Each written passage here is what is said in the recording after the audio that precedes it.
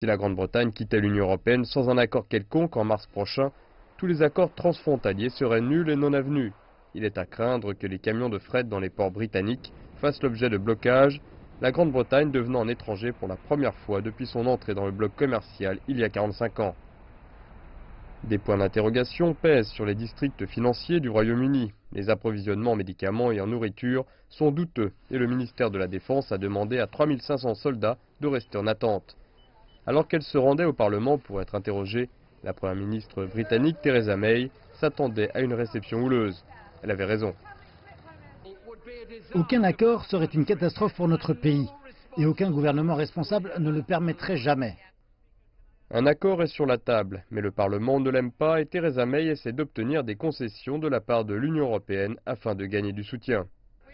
Nous exposerons ce qui a été réalisé lors de nos discussions à notre retour après le Nouvel An, lorsque nous aurons eu ces discussions, lorsque nous aurons rendu ces assurances.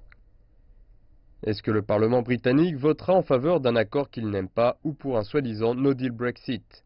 Les conséquences d'un no deal sont considérées comme très chaotiques. 5 organisations d'affaires ont déclaré regarder avec horreur ce qu'elles ont appelé une polémique mettant l'accent sur des conflits entre factions. Les membres du Parlement rentrent dans leur circonscription pour les congés de Noël. Est-il possible que le Père Noël leur apporte des idées de Brexit pour leur retour dans la nouvelle année et que tout recommence à zéro à l'approche de l'échéance de mars?